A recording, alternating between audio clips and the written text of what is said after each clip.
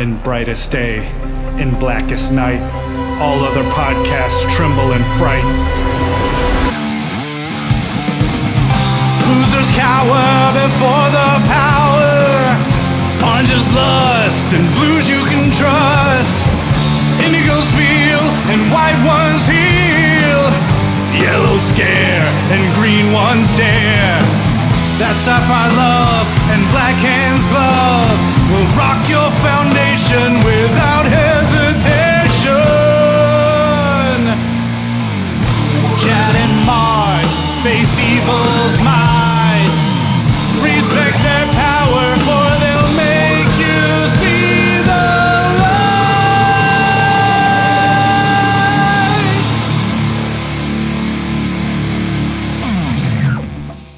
Hey everyone, I'm Mark Marble.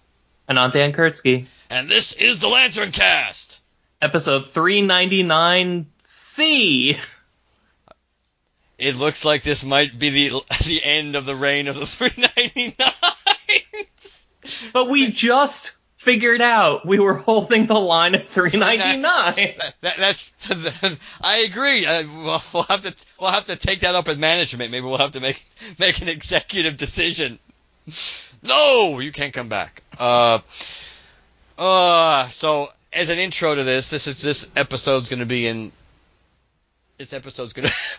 two segments. The more interesting segment, unless you're really a diehard Green Lantern, well, maybe even if you are a diehard Green Lantern fan, the second segment, Jim and I are going to be talking about Disney. We're going to be talking about Disney World's reopening and the changes and what to expect and my experiences going through the marvelous park reservation system that they rolled out on June 22nd. But we are beginning with actual Green Lantern content, whether you like it or not. Right, whether we like it or not, which we don't, whether you like it or not, as in... I don't. Whether they probably don't. But I was gonna qualify it by saying, well, whether you don't like our review of it or whether you actually don't like the content or both, the reality is yes, we're actually going to begin with Green Lantern content. Unfortunately, that brings us to the Green Lantern Season 2, number 4, which, yeah, and I'm gonna give a disclaimer right off the top because I was gonna joke and I'm still going to make the joke, but but by doing this now, I'm nullifying the true analogy. I was going to say, I'm pulling a Joe Biden because I read this issue and I was friggin' totally lost. So I went and looked at what Myron wrote to see if I could figure out if he had any pearls of wisdom. So I would be lifting some, not like sentences or anything, but I would be lifting reference points from Myron's blog of OWA, which I already told him I was going to. So I'm not really pulling a Biden because I'm acknowledging it before I even do it. But it's similar. So that's I wanted to put that out there, right off the bat, that this issue lied to me, Dan. It made me think in the preview that we were gonna get Morrison dialed down to 4.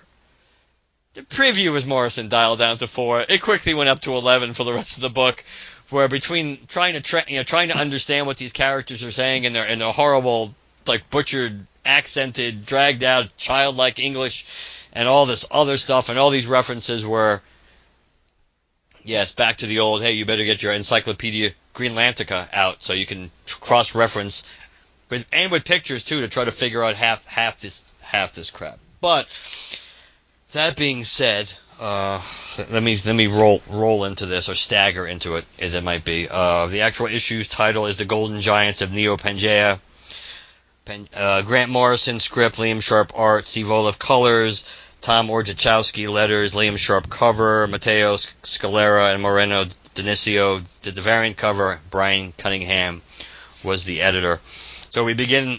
The first page is in this weird volcanic-like world when Hal's like waking up or regaining consciousness in this giant footprint, asking what happened, where's Central City, and his ring, there's a story, Hal Jordan. Note how he doesn't say it's a good story, Dan. Hey, I haven't noticed, but Has the Ring been talking more like a character ever since that World Within a Ring story? I think yes, but I think it actually technically, I don't know if that's the only reason for it, because we know the whole, the batteries and everything else, the whole AI was being redone when this series began because of the Cyborg Superman thing at the end of Green Lanterns. Oh yeah, because my biggest problem with that issue where like Hal was inside the ring was like by the time you realize, like by the time they reveal that, oh, this woman he's been helping is the personification of the Ring AI, is the very end of the issue, and they separate from each other again, and you never get a chance to explore, like, hey, what's that relationship like, where they can like talk, they can be like two people on even terms for the first time ever. Like, what would they have to say to each other, kind of thing. So part of me was kind of hoping that like the Ring just kind of became his, not sidekick, but like confidant or something going forward. It's still kind of too bad that when you really think about it, that with all the time they had the AI in the rings and all this stuff, that the reality is that it really wasn't until we got Jessica in her ring before they actually decided to, hey, we could play up this personality thing with the Ring, or this connection between, because that seems so blatantly obvious that that's something that could happen. Which, and again, I do this just because, well, it's a small pat on the back, but it's also because of the fact that it just makes sense that when I did my Green Lantern script, that's one of the things I established, or began establishing early on, that Hal's connection to the Ring was different. That also enabled Hal to do things that other people couldn't do, and it also was going to be setting the stage for when I got to Emerald Twilight, where Hal's Ring didn't say, "Hey, no, we can't do that. We better stop. I'm going to shut off." It's like, no, based on different things because of the relationship, the willpower clearly, but the relationship, there actually is a bond there between the bearer and the. So I do think it was. I give full credit to them doing it in the Jessica in the Green Lanterns book, but it's kind of sad that for all the years we've had, the 80 years of Green Lantern, that was like the first Green Lantern that really had a personal relationship with their Ring, or the Ring had personality. I will say, if anybody out there really does like that idea and would like to see it explored in some sci-fi means, there's an episode of Doctor Who called The Doctor's Wife, where they do basically that exact Morrison issue, where the TARDIS, the Doctor's time machine that he's been traveling around in for 1,000 years, like the mind or soul or whatever of the TARDIS gets put into a human body and gets to be like a literal character who is his equal for an episode. And unlike this Green Lantern issue, they realize that it's the TARDIS within the first 10 minutes. And the entire rest of the story is about how do these two characters relate to each other in this brand new way that has never been possible before. And it's absolutely fantastic. Sounds interesting. I don't think I watched that one. Liz used to watch a lot of Doctor Who, but I don't know if what season was that? I forget the numbers. It's a Matt Smith episode. Oh, Matt Smith. And then there's a chance, even without realizing that was the episode, I might have, because I know we did watch a lot of the Matt Smith, of all the things that all the different episodes or seasons she watched. The Matt Smith stuff was the stuff I liked. Let me take that back. I like David Tennant better, but I think she liked Matt Smith more, but I did like the Matt Smith stuff too, but we did watch a lot of that. So it's possible that I actually did watch that. I've liked all the new guys. I think Eccleston is still my favorite. It's probably because he had one single season, so like he didn't stick around long enough to get bad, Like he had some middle of the road episodes, but even they were really kind of charming stories. But speaking of stuff that's fantastic, why don't you tell us about The Green Lantern, season 2, number 4. Number 4. So we're really doing well so far. 4. Now, as we're getting into this, let's just state this for the record. Despite the rumor, there's no truth to the fact that in order to avoid doing this issue, Chad perforated his own colon.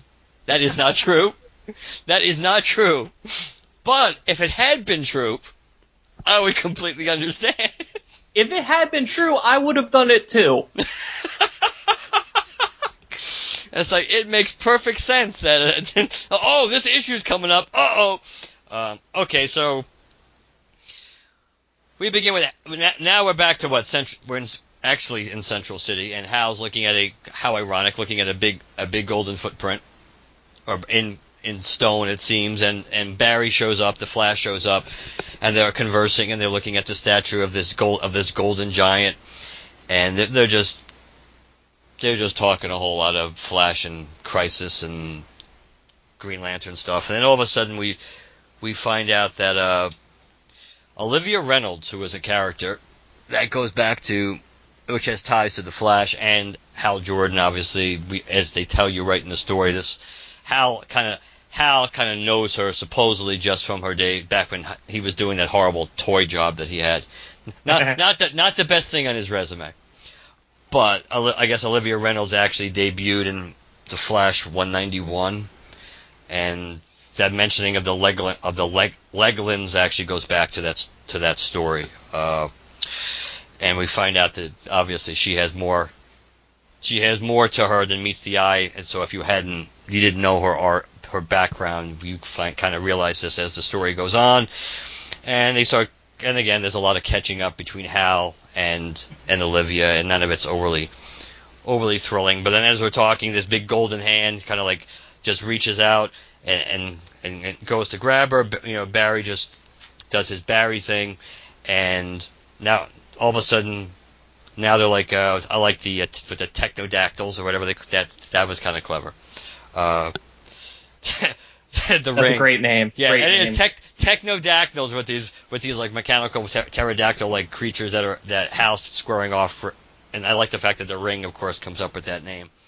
That's pretty neat. And then we find out that basically Hal thinks he's on Earth or in the past or whatever. We find out that they're not anywhere near Earth. They're in the Perseus arm of the galactic spiral. This planet is a toy, and of course, with Olivia and Barry are dealing with these golden giants, and then we see that we have this baby, essentially, this baby golden giant called Quing, who has all these toys, and he's just basically he's not the best kid in the world, since he just likes playing with his toys until he breaks them. So that's not really good, considering the three of them are kind of like lined up to be toys that he breaks. But at least Barry and Olivia short term. Hal's dealing with the golden giants, and you get all this mumbo jumbo trying to even understand what the hell they're saying because of the way they're speaking is convoluted.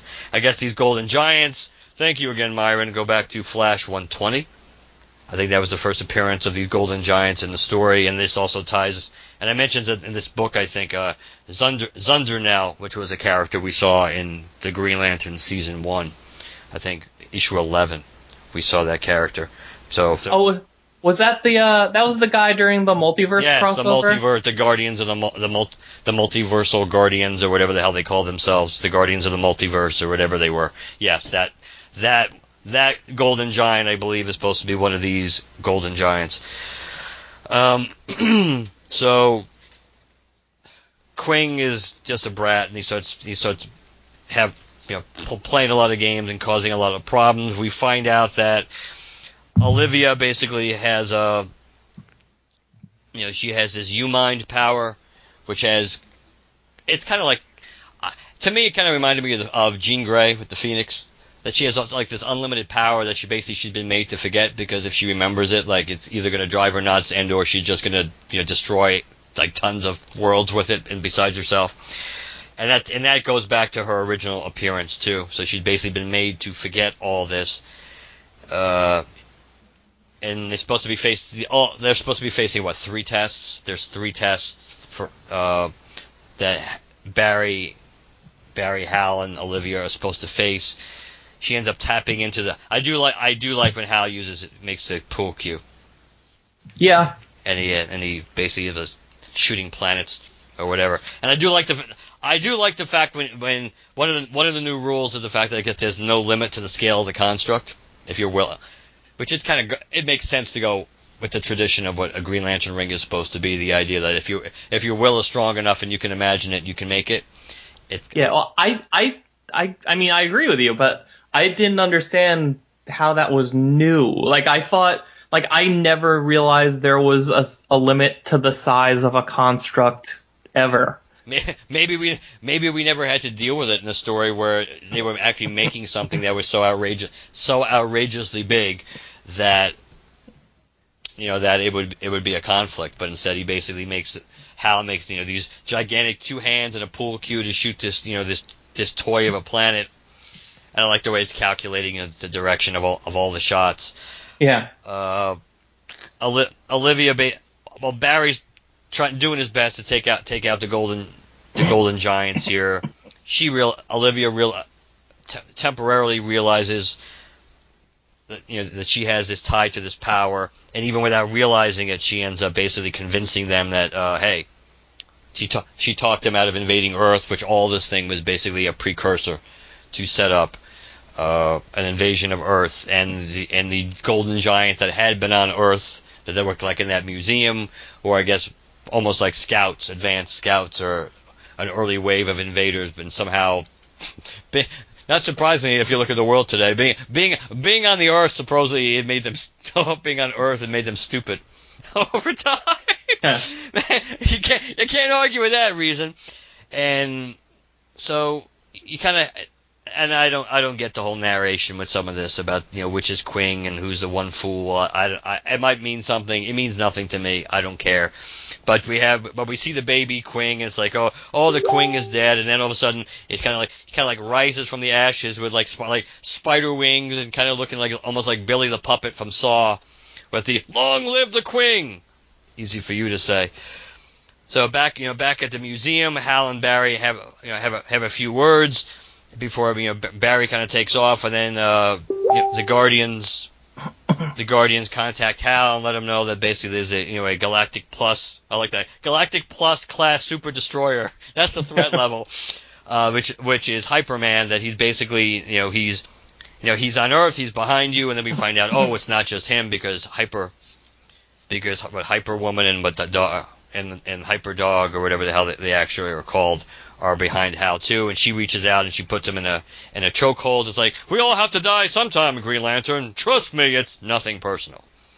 I like how the inciting incident for that is Barry starts to run away, and then a couple of panels later, Hal realizes, Barry's standing still. Yes. Oh, the whole world froze. Yes. Oh, jeez. Yes, it's like, he's there. He's still there. He's still there. I mean, there's some legitimately cool ideas in this book. Like, I love calling back to Hal's days as a toy salesman, because who even that's one of those polls where it's like, you know what, nobody remembers that, but people should know about that, and I've never read anything with Olivia Reynolds in it before. I've heard of the U-Mind, but. So, I think bringing that character back in is kind of cool. I kind of wish more of the story had to do with that whole era of Hal's past coming back. And, especially since, okay, you're going to make the villains a literal, a world embodied by what they were going to make a toy line out of to sell. It feels like this should have been, a more focused, character piece about Hal and the life he left behind almost. But no! But instead we get this steaming pile of monkey crap. Oh my god. I apologize. Chad owes us both apologies, because if Chad were here, He'd be the one. Not that I'm really going to go off on a rant, because you have to have passion to go off on a rant. If Chad were here, this might be a. If Chad were here, his rant might be so strong he probably would need a whole colon transplant. He'd bust a gut so much. And of course, Chad owes you an apology, because if Chad were here, you wouldn't have to be here for this crap. God, you were telling me things in this plot summary that I didn't know, because I got about halfway through, and then I decided I'm just not going to read any of the aliens' dialogue anymore. Because, like, this... It's so annoying. It's not even, like... Yeah, page after page of it is just ridiculous.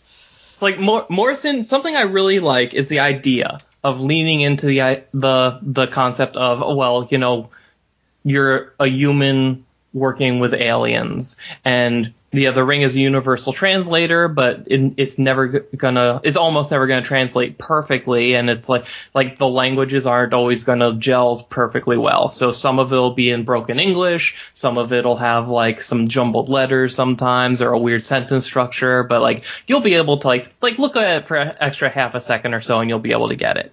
And I like that idea. But when you pair it with the fact that Morrison also loves to pepper his dialogue with these like wild fake terms and names and stuff, like multiple panels per page of every single one of his issues, I have to spend like thinking like, okay, wait, I just read that line. What did it say? Okay, that word, like if you scramble the letters around, does that make a word that's common in English? Or wait, it doesn't. Wait, maybe that's supposed to be a made up word. Okay, is that the name of a person or a place? And I have to do that so many times on every single page that it's not making any of this better. It's not like exploring the concept of communicating with aliens. It's just making it take longer to read the page, and not in like I'm absorbing everything. If anything, it's making it harder, because like I like to read comics slowly. I like to really take in like everything I'm being shown and everything the characters are saying, because like I really love to like kind of turn it all over in my mind and like think about what it is and what it could mean and what it is. But like I lose the ability to do that with this book, because like so much of my time is spent just trying to figure out what the hell it even, like what did he write? I can read a Morrison panel and not know what Morrison wrote in it, because he just makes it too obtuse, and not even like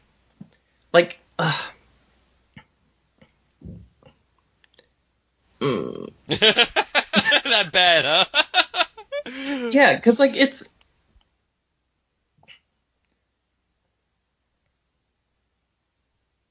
I don't even know what to say. Dan has been stunned into silence. It's not enjoyable. It's not an enjoyable read when it's like this. It's like, I don't know. It's not. You shouldn't. We've talked about this before when it comes to this book. You shouldn't have to literally have an encyclopedia or have an encyclopedic knowledge of Green Lantern to be able to understand what the F is going on the page. You shouldn't have to do that, but yet too many issues are like that, and it's like, and plus you don't necessarily know where some of these things are going. And there's a version of this where this could be spectacular. Like, if you tell me that, hey, you've been reading Green Lantern for almost as long as you've been alive, but I'm gonna make some deep pulls that bring back up stuff that even you have long forgotten, or maybe didn't even know about in the first place. That's kind of exciting. That's cool. Like, bring up stuff from the past that almost never gets brought back up again and use it in like relevant new stories. That's fantastic. But like, do it in a way that's even halfway accessible. Yes. And accessible is not a word that one would associate with this issue. The artwork was nice again. Okay, go on. Do you say what you didn't like? I mean, I will admit there were some parts of it, some things I didn't like about it, but there were some, but the majority, a lot of the stuff with Hal I liked, and dealing with the Golden Giants I liked. I thought those panels were pretty good. But go ahead. Like the art, like there were. I had to keep checking to see if like there was like a second penciler on this book, and there isn't.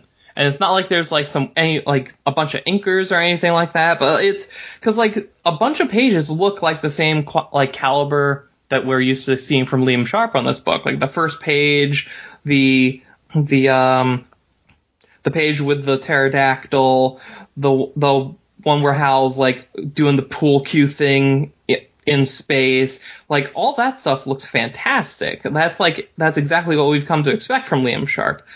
But like so many of the other pages just scattered throughout the middle of this, it's like I don't know, I barely even recognize that he drew it, and I don't know if it's like a coloring thing or if like he's shading it differently or something, but it's like it just looks. I'm struggling to even describe what's wrong with it. Like, I don't think there's barely any panels in this book where Barry looks good. That's true. That could also be a Liam Sharp. Maybe Liam just doesn't do Barry well. But I agree. I do think there are some panels. I did think naturally that there was another artist too at times on this book, because yes. There's a lot of shots where like the background is either not there or kind of vague, and it makes me wonder if like there was a time crunch or something here. I don't know. We've seen a lot of background. I think we've seen a lot of backgrounds like that in some of these books, though, where there's a lot of dead space, whether it happens to be white or whether it happens to be black, or it just seems like I think we have seen a lot of backgrounds that are relatively bland, if you will, and empty. So I don't necessarily know if there was a particular reason. They also, which as I'm reflipping through this book, for some strange reason, because on so many panels they go out of their way to be precise about this. They are kind of they're a little inconsistent on her freckles too. There's a couple of panels when she like has no freckles at all, including relatively decent shots of her face, and then there's smaller panels in which you can still see they're making an effort to put freckles on her. Well, that's the power of the U-Mind. It's apparently so.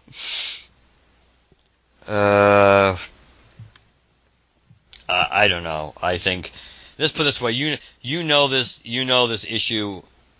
You know this issue is and was bad when even Myron wasn't thrilled with this issue. Oh wow, really? Yes, he was not entirely on board.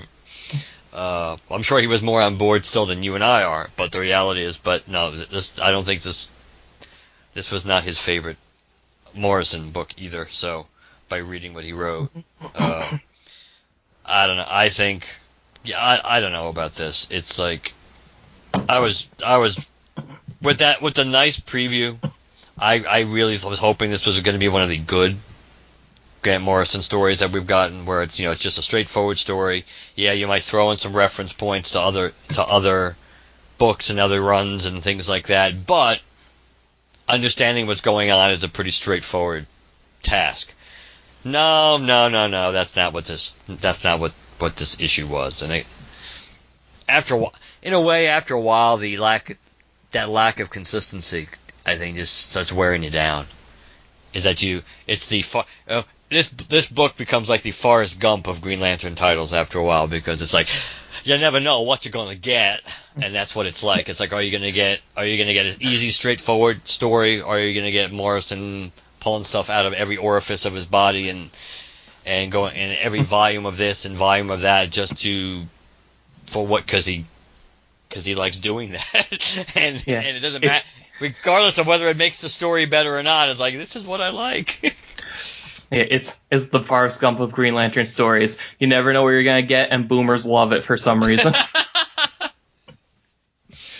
Can I tell you, like, the one thing oh god, wow. The one thing Grant Morrison did successfully do in this issue was take away my hope, because I had been holding on to the unsure, like, I was never sure that this series was even supposed to be in current continuity. I was like, because just everything about the presentation of it and the fact that it's just sort of Hal off doing his own thing, it, like, you could very easily say, like, oh, this is a modern Silver Age book. It takes place in its own little world.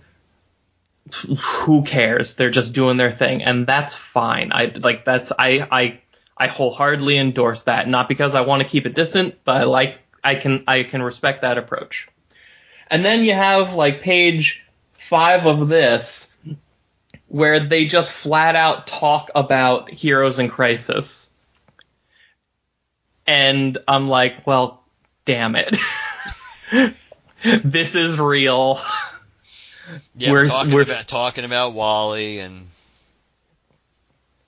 I don't. Also, it's kind of, you ever have that phenomenon where you're watching a movie and the movie is terrible, and in the middle of the movie a character sits down and turns on the TV and they start watching, like, a better movie, like a real movie that is better than the one they're in?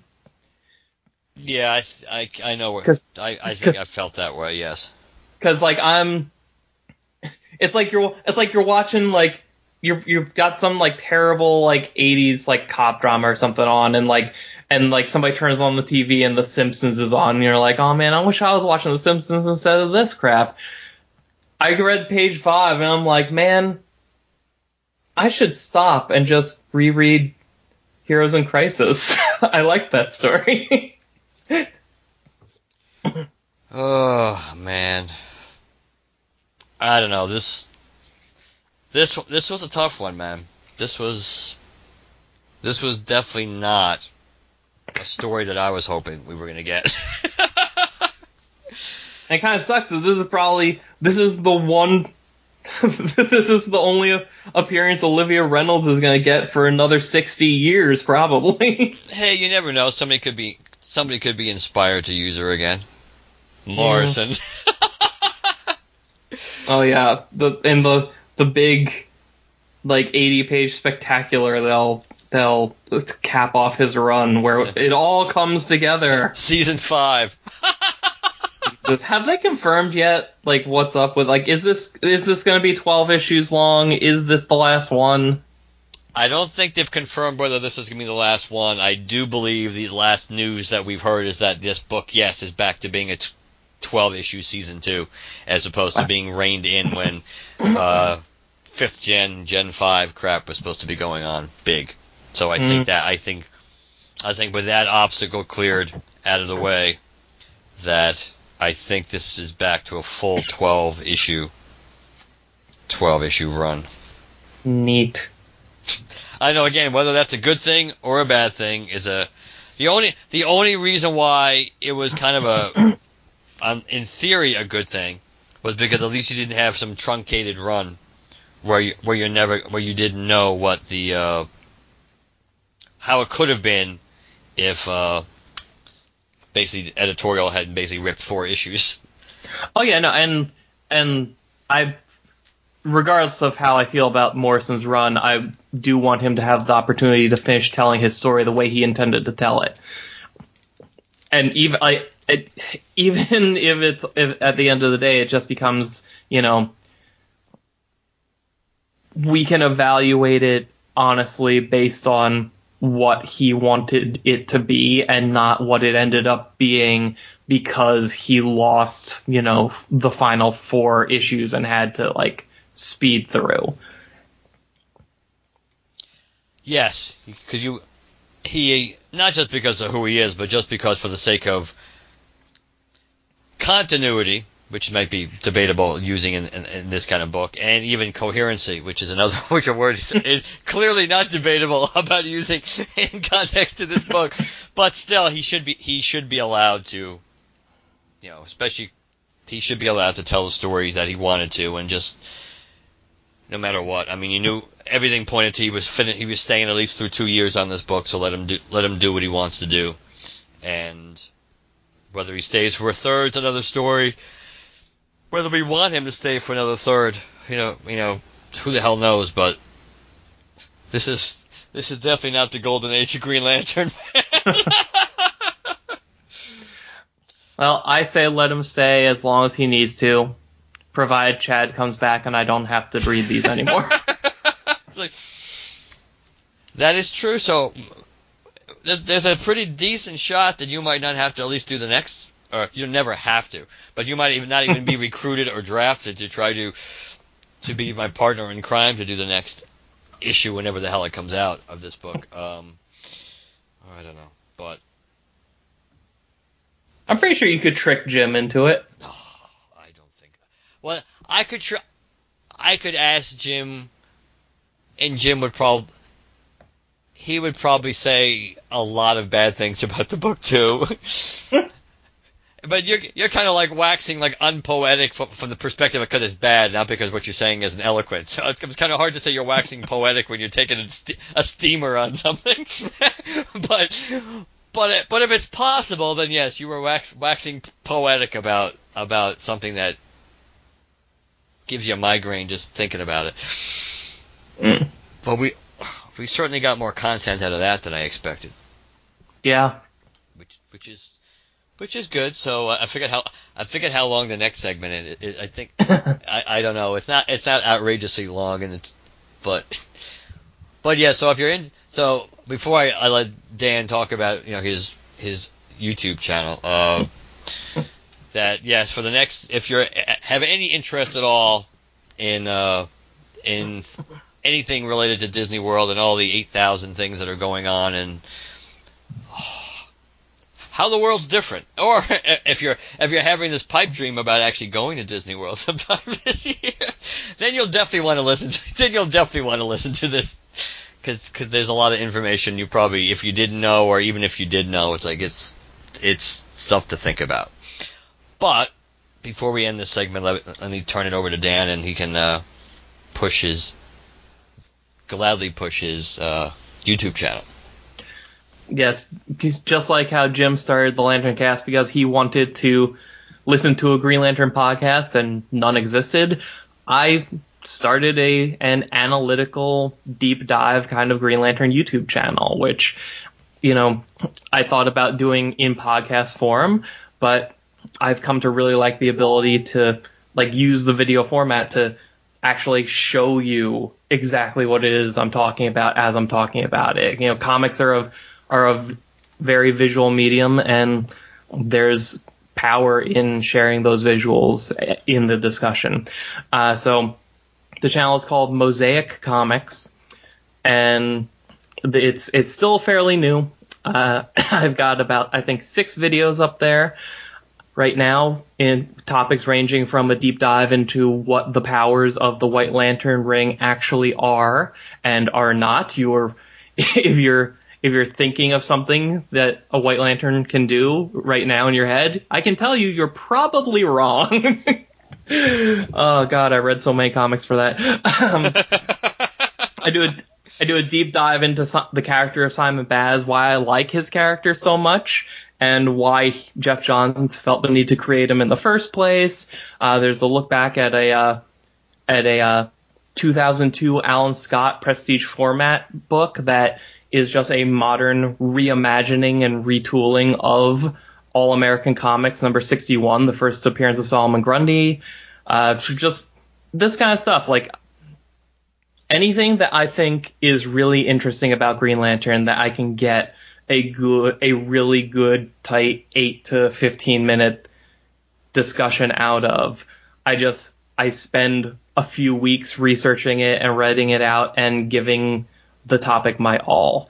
So if that sounds good to you, go to youtube.com, type in Mosaic Comics, or if you like the idea but you don't like watching YouTube videos, I'm also posting the full scripts of these videos to a blog, which is mosaiccomics.blogspot.com. And I try to post a new one every Sunday, but I'm running into a lot of my ideas are rather large and require a lot of research, so it's very quickly going to reach the point of they'll come out whenever they come out. You'll get it when you get it.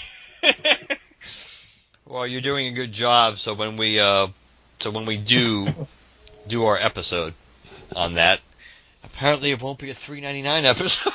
But on the bright side, it'll be a proper in continuity number. Unless, as I joked around with Chad, like, because we have all the $3.99s, now we can just revert to legacy numbering and just like skip like 6 episodes and jump back to like episode 4 or 7 or something. Well, you have to have three Black Star episodes, so you can rebrand that for 3 episodes and then go back and then have an annual and then the season 1, 2. That is true. We could, if we wanted to do actual proper legacy and just throw everything in the mix, we'd have to go back and look at every episode we've ever done from zero episodes to all these different things to get an actual proper number of.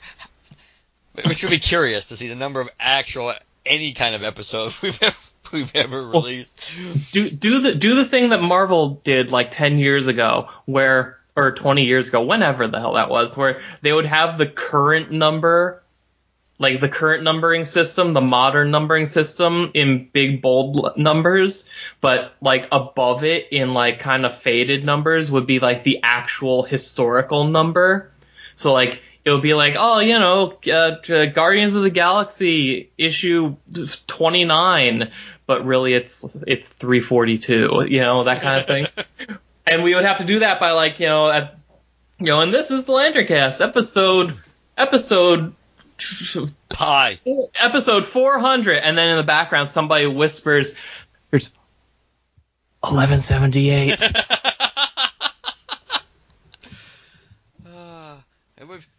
That could be one of our mystery things. It's like instead of jars and of jelly beans in a jar, it's like between the four of us is like without going to count, throw out a number of how many actual Lantern, including spin-offs, including spotlights, without just in that moment. You never know, just boom, like how many episodes. Whoever's the most wrong has to review the rest of the Morrison book by themselves. Yeah, God. And by themselves, with the caveat that each issue you review has to be at least 15 minutes long. Oh, it would be. And you can't just talk like this. So I think that's going to be it for this segment. Dan will return, and the plan for the next episode will be the 80th anniversary 100-page giant. So that is what the game plan is, and the signs right now point to it actually being 400. It might actually be episode 400. I think that lines up really damn well. Well, yes, this was just as good as what Chad and I were going to do, or maybe in a way it could be better because this covers everybody. This covers runs the whole entire gamut of lanterns. So I think it lines up a little too well, Mark. Like maybe somebody arranged a little something to happen to Chad, Mark. We had like what's his name, the virus Green Lantern? Who they actually mentioned in this thing? Yeah, Liesel Pond. We sent Liesel Pond inside of Chad. Yeah, and he took Chad out just so we could get just so we could get the right number of $3.99 episodes, just so 400 would come out. It would be it would be an appropriate topic, and the timing would be almost, it's not coming out the week the issue was released, but it's coming out the week after it was released, which is historically how we do most of the reviews anyway. At least we usually don't do them the week they come out. So. Oh, release dates for everything are weird. Like we're doing the episode the week after it came out. I got the digital copy the day before it came out. It's like who knows? Who knows? Although digital comics coming out on Tuesdays is pretty nice. Yeah, and what is the deal now? They have options to release comics on Tuesday. Somebody does. Whether was it DC? Somebody was. I'm not sure about if it's. I just assumed it was everybody. Maybe it is just DC because right now I'm only subscribed to a small handful of DC books, so I don't really know. I just know for a while now, for at least a couple months, maybe it's been since comics started coming out again. They've been coming out digitally on Tuesdays, at least from DC. And I'll be curious to see how things get affected with obviously DC moving away from Diamond. Yeah. So that'll be an interesting little caveat. It's like, oh no, the Morrison book was delayed again. Oh no. Oh, I guess we'll have to carry on somehow. Hey, let's just do that Far Sector issue again. Yes, again. Okay, let's do a second review because maybe our opinions have changed since the last time we looked at it. Far Sector, I can say for an absolute fact is a book that will read totally differently today than it did like 8 months ago when it started. LanternCast classics every 3 weeks for Far Sector. With a brand new commentary track by Dan and I. Yes. And it still would be better than what we had to talk about tonight. So, from Dan and I, we apologize.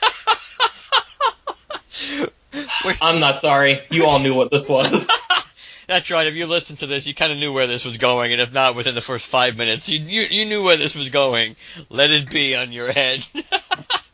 So, at least for this segment, good night, everybody.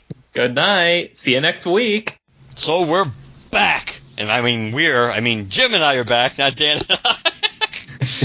And I'm Jim Ford. He's Jim Ford. And so now we're going to talk about a few things, but the bulk of this will be something that we've kind of had brewing for a while. That we're going to talk about the Disney World, all the changes being made, and we know there'll be more. All the different things that they're doing and talking about doing related to the reopening, which creeps ever closer. On July 11th, so on July 11th, Magic Kingdom and Animal Kingdom open up, and the new hours for both of those parks, since we might as well get that out of the way. Magic Kingdom will be 9 to 7. Animal Kingdom will be 8 to 6. And at least as of now, those hours carry all the way through to the end of the year, based on what the calendar shows, which we'll talk about in relation to something else. And on July 15th, Disney Hollywood Studios opens 10 to 8. Epcot opens 11 to 9, and that's what the game plan is for their regular operating hours for those parks. So because it interests Jim and I, and there's been so much information. I mean, this is one of those things for a while that there was like nothing regarding Disney, including other than our infamous thread on MovieWeb. That was MovieWeb, right? It was a MovieWeb thread, yes. But, yes, that the legendary. Oh, Disney had already decided they're not opening their parks again this year. Yeah. Oh God. We won't get into that. That could be a whole episode by itself. But it shouldn't be. You're right, but it shouldn't be. The reality is pretty much from that point forward. Actually, there's been news about opening this, opening that, and now that we have a lot of information regarding the parks, so we figured. So based on our game plan, I figured we should. Did you want to talk about when the resorts are opening before we talk about the changes? Or when you want to talk about basically what they're ripping away before we talk? Yeah, right. Okay. So we know that not everything is going to be opening up right away. They're not really gearing it towards having a whole bunch of out-of-towners fly in during a pandemic right off the bat anyway. So July 10th, they're going to be opening up the Disney Animal Kingdom Villas, Jumbo House, Disney's Pop Century Resort, and Disney's Contemporary Resort. Are they opening Jumbo House? For the villas, yes, because that's Vacation Club. Okay. Then for July 29th, they'll be opening up the Caribbean Beach Resort. August 12th, Polynesian Village Resort and Disney's Art of Animation Resort. That's in August. August 12th. Then August 24th, now we're talking like over a month after the parks are open, they're going to be opening up Disney's Grand Floridian Resort. Oh, wait a second. No, August 24th is Disney's Yacht and Beach Club. Oh, boy. September 21st, which is 2 months after they open, that's when the Grand Floridian Resort opens up. And then October 1st, several months after they're open, Disney's Boardwalk will reopen. That's kind of a shame. And then October 14th, this is the biggest shame for me, Coronado Springs. That's the last one scheduled to reopen. All other hotels are currently not scheduled. Well, to open. Well, that's because, don't forget, to be fair, a lot of the hotels actually, a lot of the Vacation Club hotels, a lot of those parts of the hotel are already open, because we're recording this after 6/22. On 6/22, which is important about the park reservations, which we'll get to, but on 6/22, that was the opening day of a lot of the Vacation Club resorts. So like the Bay Lake Tower, different, I think some parts of the villas, like in Polynesian, different things opened up yesterday as we're recording this. So they're doing it incrementally, but even before they're opening things up related to it, before you can have park access, they did open up a lot of the hotels for the Disney Vacation Club hotels. So,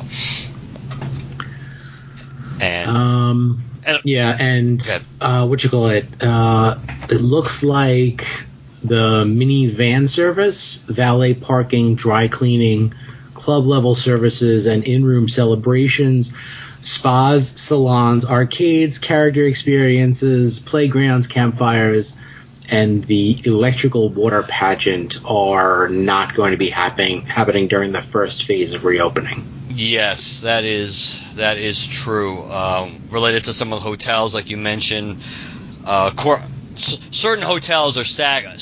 To be fair, some of the hotels also are being open in relation to their tie-ins, and they're being locked into other, like to the NBA and things like that. So like Coronado Springs doesn't open up to the public until 10/14, because by then the NBA season, as they currently can imagine it's going to be, that the NBA finals will be over by then, and the top seeds are going to be in the Grand Destino Tower at Coronado Springs. So at that point, they won't need to have the bubble anymore for NBA players, so then they could open it back up. Just like when you mentioned Grand Floridian, they were, obviously, I think the second or third tier of the seeding for the NBA tournament, for the NBA playoffs, that's going to be at Grand Floridian too. So that is probably one of the reasons why Grand Floridian is also being delayed in opening to the public.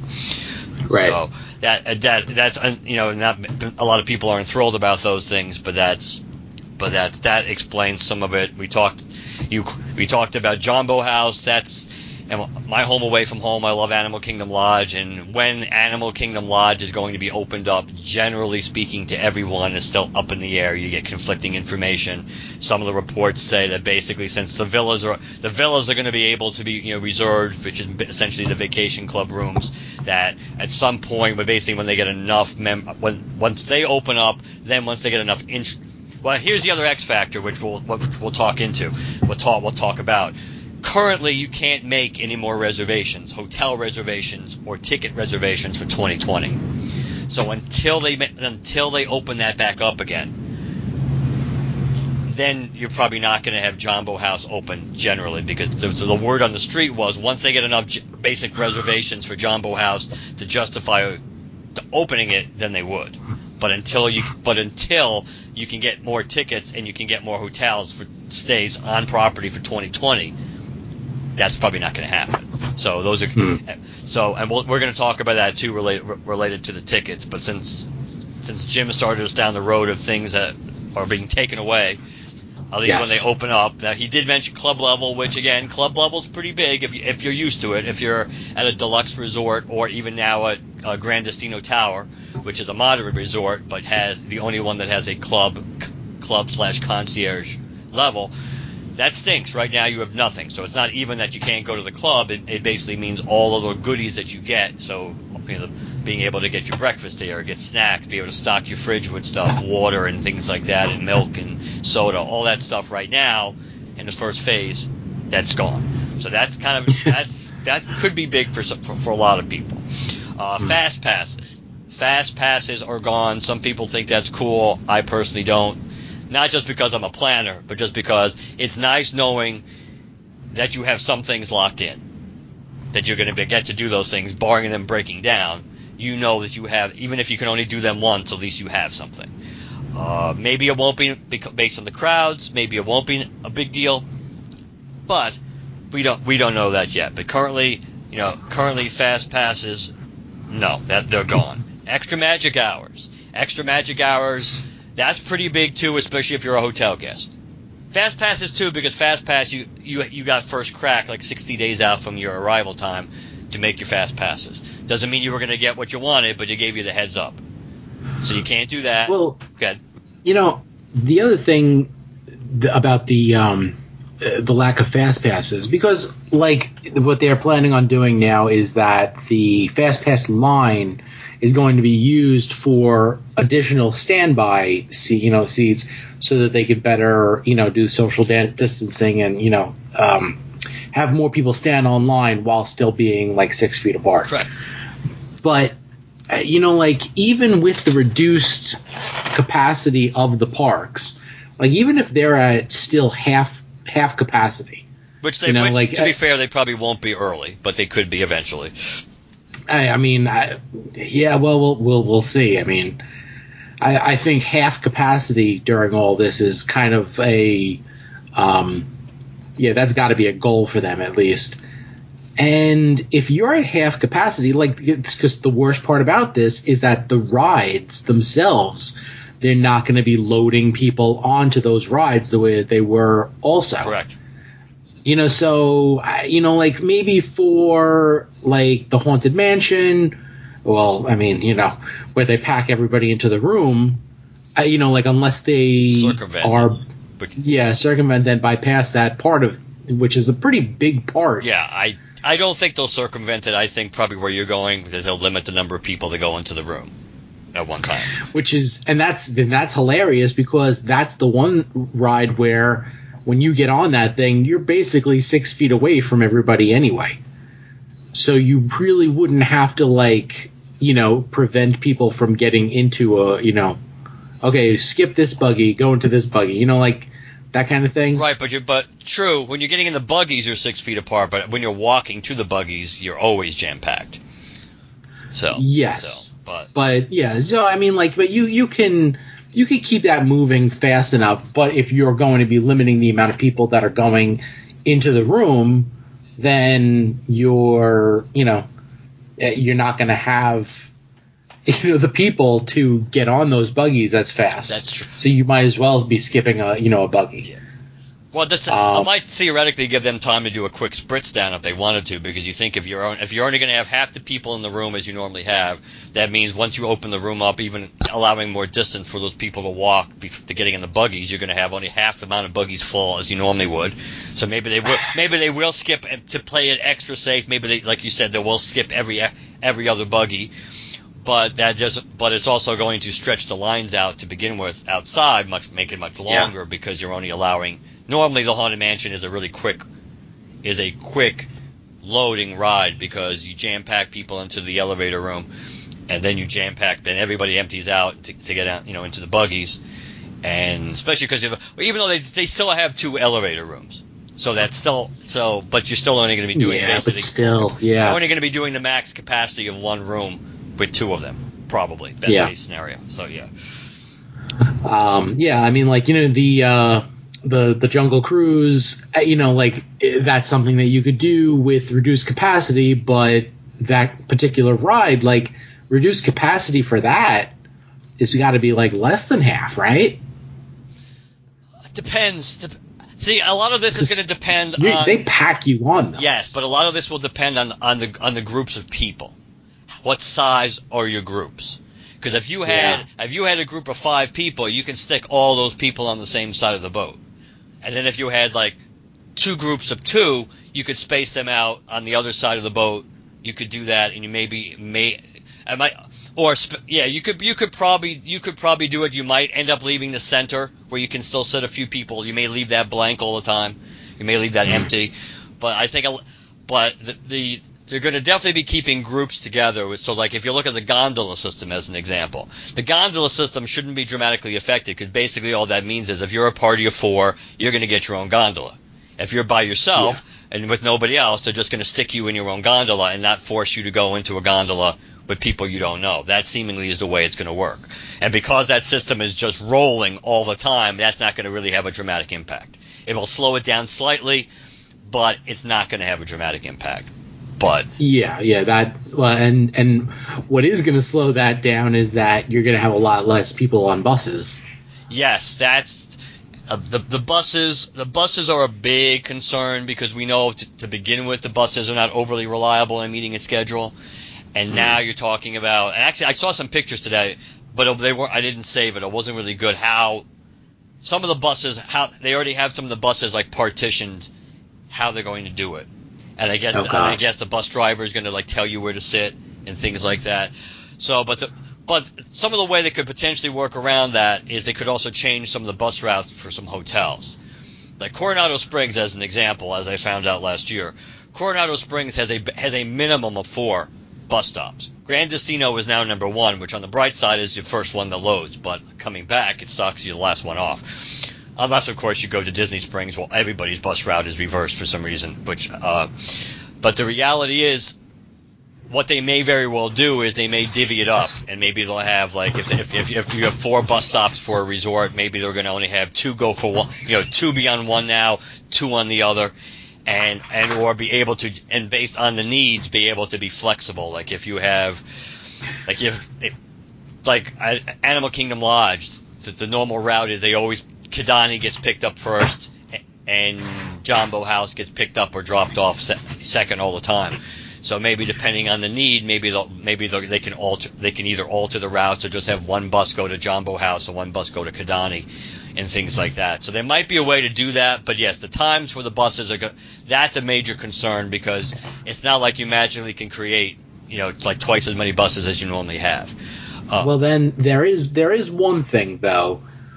If they are staggering the hotels opening, like if you don't have, if you only have a couple of hotels, that's true, opening in July, then you can dedicate your entire bus fleet to just those hotels. Yes. So that you can definitely do that. I don't know if. I mean, the basketball players, if they're taking buses... No, I doubt it. If they're taking buses, I don't think they'll be taking Disney buses. I think they'll just be taking, like their own bus. You would think. So that's, that's going to take a bunch of hotels right off the playing field right there. True. That was a good point. Yeah, that was a very good point. Plus, with the park hours being reduced, that also means they're going to need less buses at different times that they need to run to the parks.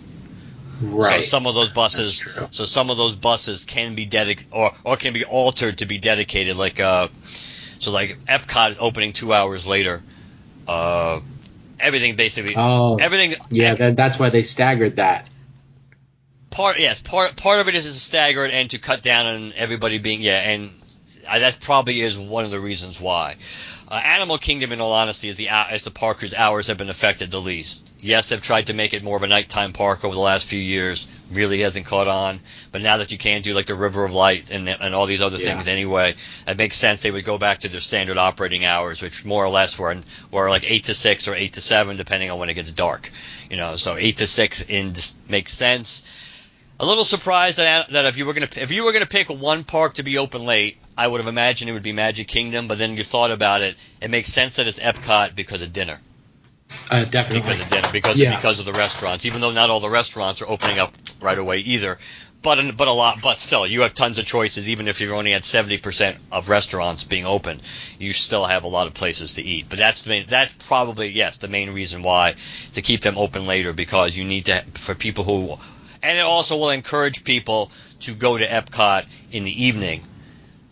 And not necessarily, after 7 o'clock, like when, Magic Kingdom closes. That it'll encourage, maybe that's part of it too, to encourage people to go into Epcot late afternoon, stay for dinner and whatever. And that way it still siphons off some traffic and make people change their mind about which park necessarily they have to pick. And clearly, as we'll talk about, since you have to pick one park, because we're getting to that soon, the reality is that means if you have dinner reservations at Epcot, that has to be the park you're going to, because there's no way you're getting in otherwise. Yeah.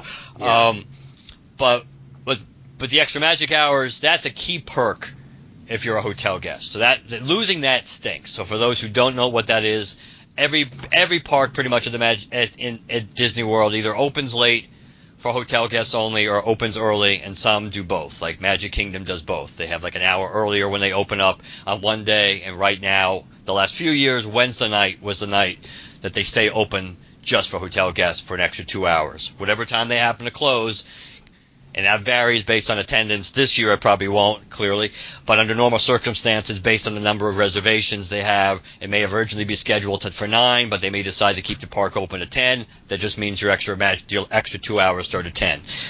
That's gone right now. So that's another. So club level, which is a huge perk, though, that you pay for at least. Fast Pass, which you can make a case you pay for, but it's part of your hotel reservation and your tickets. And extra magic hours, all that right now gone, and there's no extra magic hours. I guess in theory could return if all the parties are completely shot. They could potentially do that, or they could do it a ticket. They could come up with another ticketed event. They could do what a lot of people don't want them to do, which is have like a paid extra magic hour thing, just so again you're limiting the number of people that go into the park, because of the fact that you can determine the number of tickets.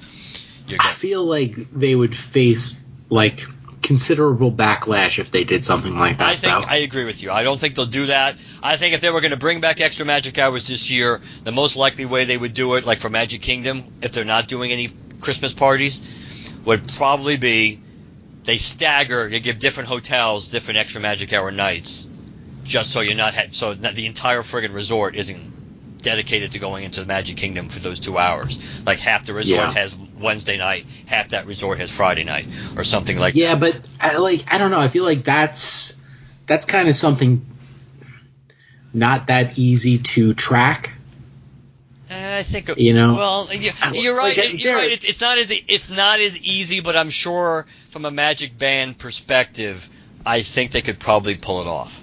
They probably could pull it off, but I'm not saying I think they'll do it. I'm just they probably could, but I mean, I like the verification process of making sure that all these people have the right band or whatever. I don't know. I just think that that would be a logistical nightmare. I was playing devil's advocate mostly. I don't think we're going to see extra magic hours, which sucks because a lot of these things are important to me. I normally have club level. I like fast passes. I like extra magic hours. It's one of the reasons I usually go Monday through Friday to make sure I get Wednesday as my extra magic hour night in the Magic Kingdom, because I like going to the Magic Kingdom at night better than I do the day. So that's gone. So let's talk about park hopping. Gone. Park hopping is gone for now, but the quote I showed you, which I knew that I saw, which was a quote that they said that we hope to bring back the ability to visit more than one park per day soon, and will continue to offer these add-ons for 2021 ticket purchases. So to me, what that means is because I think they'd be really then again, this week doesn't demonstrate great decision making on Disney's part when we get to the park reservation system. But I don't think they would say soon if they meant they weren't going to be making these available to 2021, because soon is so subjective, yes, but they know how people are going to read into that. I don't think they would have said soon if they really didn't think that there was a good chance they were going to be bringing this back this year. And I think they can bring it back because I think they can use the park reservation system to do it, because they may not let you do all 4 parks, but they may let you pick a secondary park, depending on, especially if attendance, because the other aspect of this is we're not going to know what the attendance is. We're not going to know what their capacities are. They're not planning on telling us. I think either the percentage they're running at or just the number of people at any given time that are allowed into the parks. So that means they can take, if they have extra tickets they haven't sold and they're worried about too many people being in, they can take those extra tickets away and not sell them. If they think they have things that are doing fine and they can increase capacity, they can make more tickets available and reservations available. The general public won't necessarily know that as a whole. So they could very easily factor that in and just allow you at some point to pick a secondary park, or if you didn't have park hopper tickets to start with, or you did and you got rid of them because you didn't, they could give you the option to upgrade again, and then once they're on your reservation, your hotel reservation, those tickets upgrade is listed, then you can go back into the calendar and add a secondary park that you're allowed to go to, but not where you can go to all 4 parks maybe. But I think park hopping amongst all of these is probably one that's very possible in some capacity will come back this year. The mere fact of making it clear they're still going to be selling park hopper tickets for next year indicates that they at least think they can get a handle on this enough where they're going to allow it. So let's the Halloween parties are gone. Halloween parties, the not so scary Mickey's Not So Scary Halloween Party for 2020 is gone. Everybody believes the Christmas parties will go to for the same reasons. Even though the handing out of the candy was more of a that's obviously something that's a no-no in the COVID world right now. So that's a little more reason. But because of other things that we're about to get into, there's no fireworks, there's no parades. That the reality is those are all key components. Like, to me, I do the Christmas party just so I have the extra park access, because you have 5 hours of park access in the evening where it's a limited amount of people because you got to buy another ticket.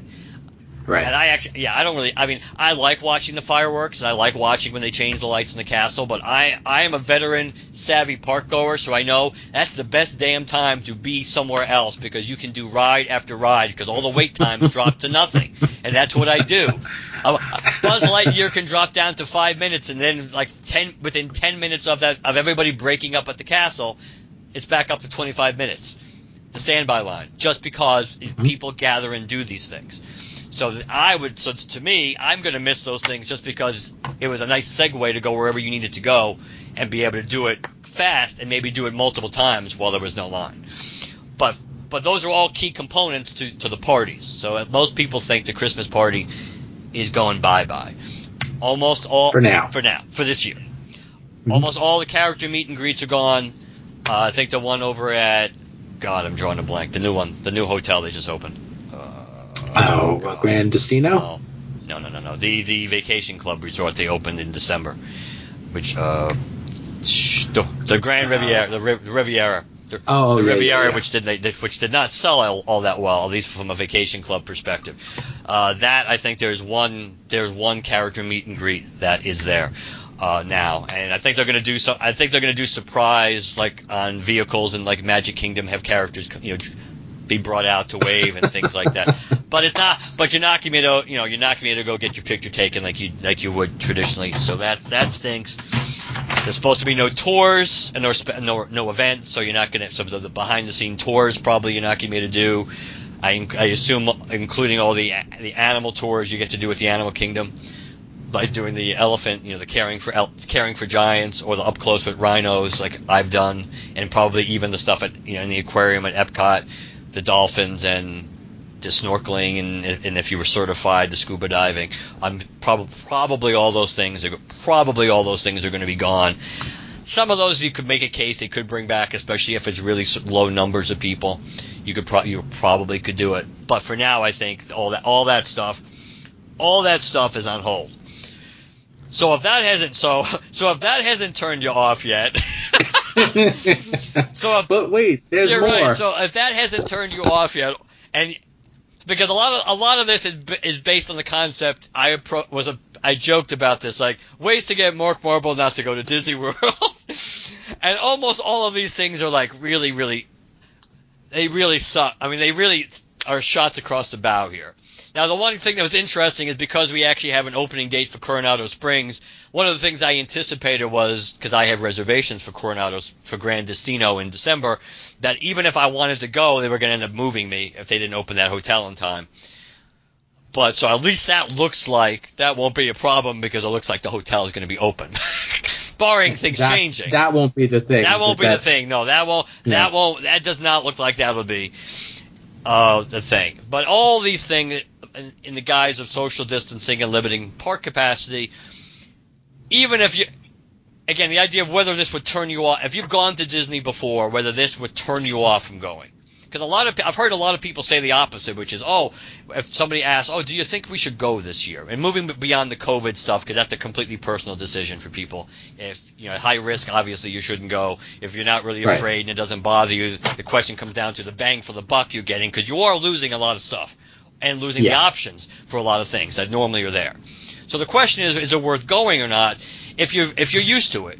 And I've heard some people say, if you're used to it, you should go. But if you've been saving for a long time, or if you've never gone before, this is probably not the way to go.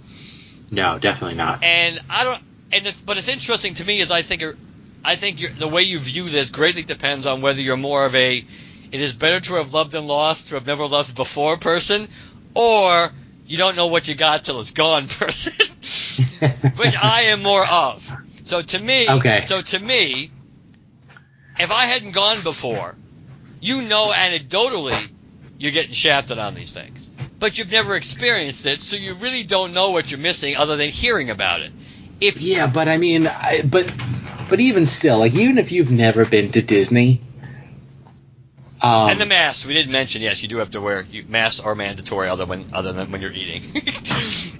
Yeah, even if you've never... been to Disney before, I mean, like, about the character meet and greets, and about, like, how good the restaurants are supposed to be and all that stuff. Like, if you have to take takeout from your restaurant and there's no character meet and greets and they're, like, riding by on a scooter or something like that and waving real fast, like, I mean, that you're not getting, the full...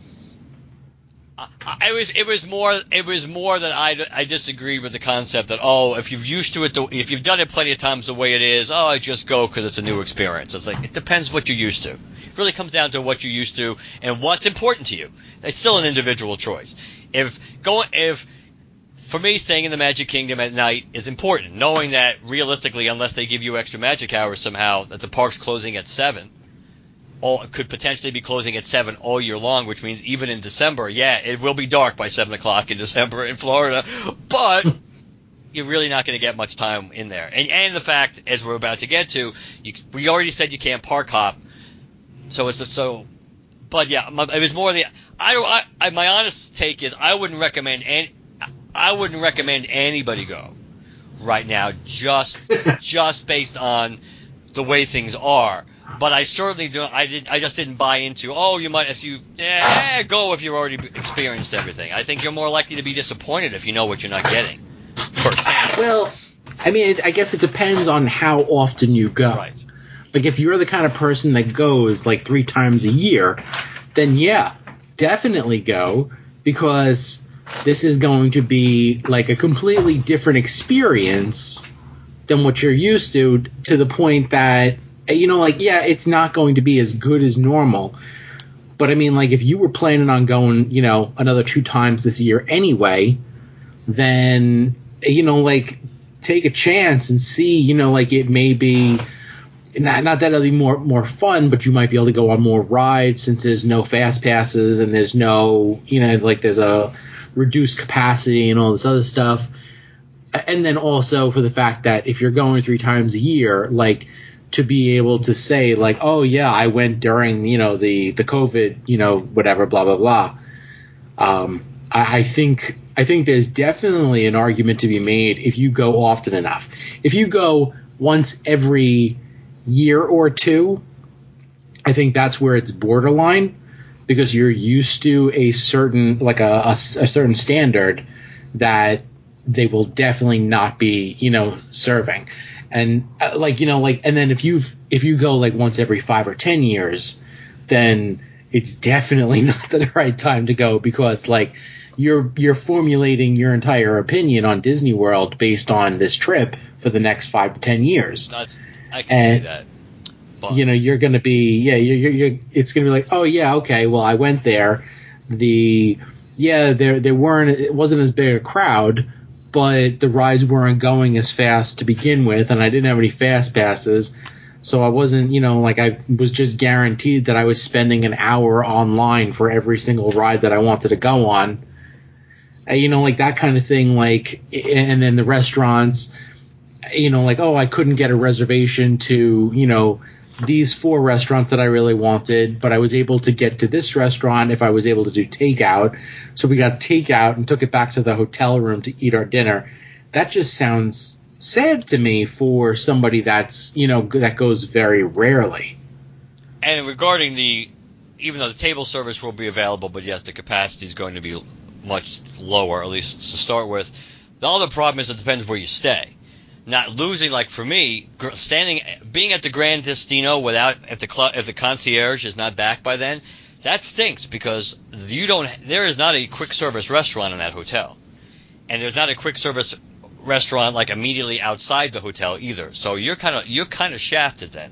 It's not like if I was going back to Animal Kingdom Lodge, then at least I know I could go out to the Mara, which is by the pool, and that's where the quick service restaurant is. So even if the club level was closed, and that I got compensated for that being taken off my reservation or whatever, I knew I could go down and get food, even until like 1 o'clock in the morning back then. Now it might be less, maybe it would be less. Yeah. But the point is, you knew you could do that. At Grand Destino, right. That's going to be a problem.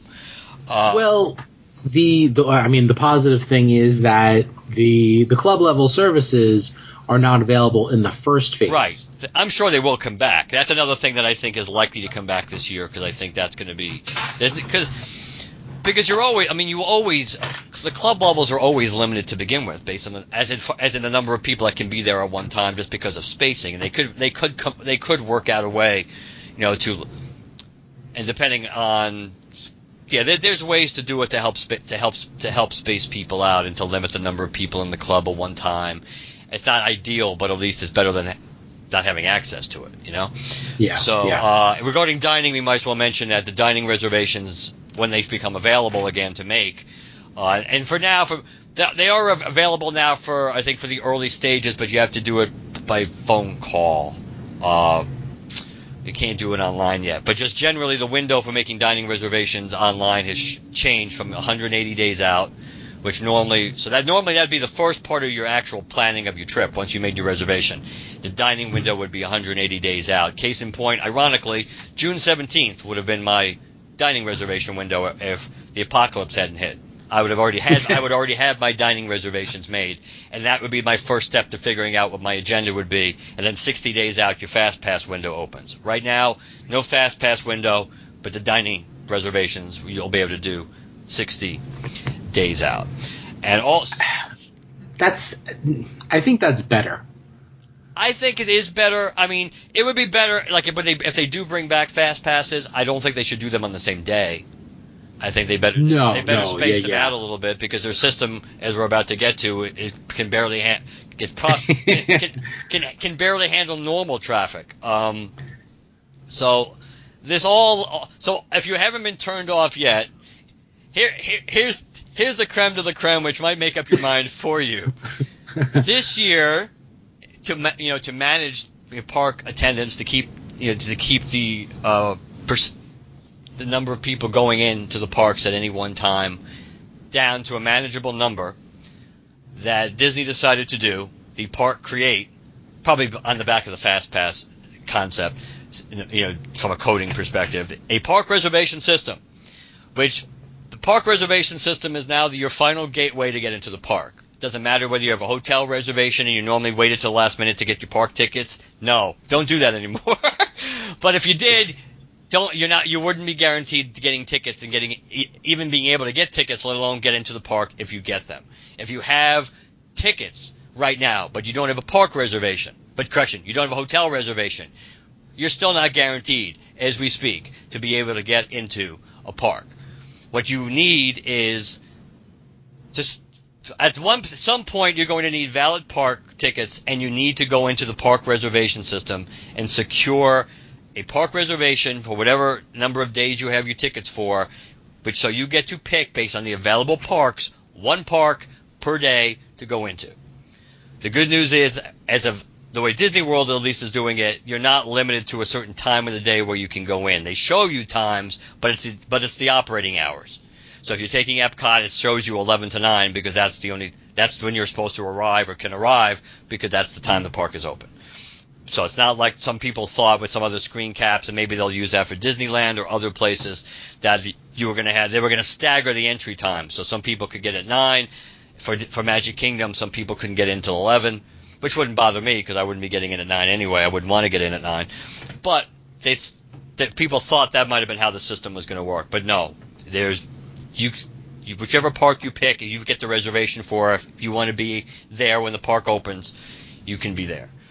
So Disney decided to stagger people based on what reservations they already had, and giving them different opportunities to get in. So the first wave of people, when this episode comes out, it'll be over a week, but it says only a day old for me and Jim, that on June 22nd, which was Monday, that anybody who had an existing Disney hotel reservation and had purchased their tickets, and if you had already linked them to your My Disney Experience account, anybody who had tickets through September 26, 2021, so you're basically talking like July 11th this year through September 26, 2021, all those people were allowed to go into the Fast Pass park reservation system at 7 a.m. on June 22nd. So I'm sure people can imagine how well that worked. Yeah.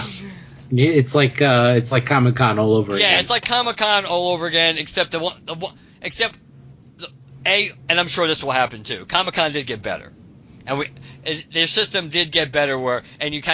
Not much.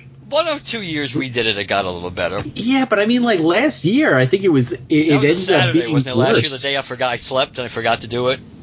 Oh man, it was. It was one of the worst years. For whatever reason. Oh, I remember. It's the past 2 years, and it was because they reduced the capacity and took out I think they took out 4-day passes. Oh, you're right. They did take out 4-day passes. But I also think doing it on a Saturday when more people were going to be available, as opposed to people having to cheat and do it through work, which is more fair. But you're asking for more people. But I just mean some things got better. Like at least when we were on the queue page that said don't refresh, we had done it enough where we knew, okay, I won't refresh.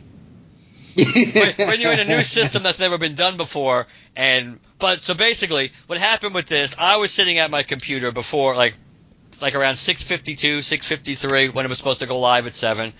First sign of trouble was that I could not